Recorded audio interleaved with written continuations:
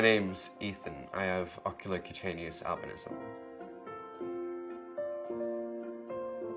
I don't know how a regular person sees, but my sight, if you can imagine it, it's like looking down the wrong end of binoculars, combine that with extreme light sensitivity, and cross that with two images doubled on top of one another at different distances, and you get an idea of what my vision's like. My skills would include writing, that's a big part of my life, swimming, ice skating, skateboarding, hablo un poquito de español, play a little bit of piano. I can make really good paper planes. On a day-to-day basis, I overcome a lot of my weaknesses by persevering, by pushing through, by gritting my teeth and moving on, but also by getting help from my parents, from friends, from teachers where I can, my swim coach.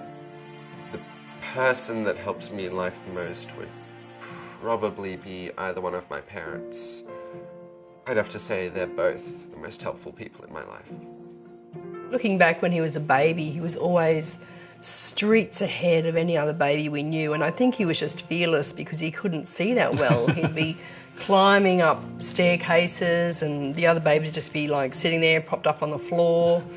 You know, he'd climb up onto stuff, he'd be all over everything, and I think maybe he just didn't have the realisation of how high he was and that kind of thing, and he was just fearless. I think we've never discouraged Ethan from doing anything, and I think that independence and independence of thought and action has kind of made him who he is today. The most important thing, I think, is hard work etiquette, and that started with swimming even before school, when he was swimming.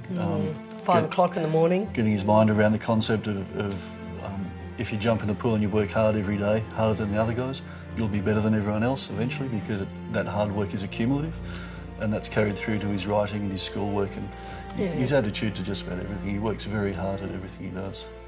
I've known him through the centre since I've started working here, which is about three and a half years now. And I've started coaching him probably for about a year now. He turns up and he trains hard and he works hard. We've talked about trying to get him to qualify so he can represent Australia in some sort of competitive swimming. The poor kid's never going to be able to drive a car, whereas the rest of us probably can. Yet he's competing in the pool with them on a similar level. He still does very well against mainstream swimmers.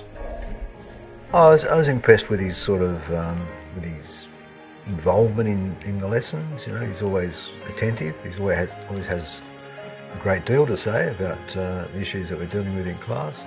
He's very well read, and he's quick, intelligent on the ball. He functions as a normal member of the class. You know? It's not like he's sort of handicapped in any sort of way, really. You would never have known that he had a disability. Like it's never ever shown up in any of the skating sessions that he has a disability. You would just never know. He just sort of gets on and gets it done and has a go and just keeps trying, and nothing was ever an issue with his eyes. I have a plan for life insofar as high school, finish the HSC, then I was thinking of going to university, Macquarie University, because it's got an ice rink nearby, so. And then I was thinking of moving overseas, doing a medley of writing and maybe journalism. I remind myself of what I have, and I often think life isn't what life gives you, life is what you make of it.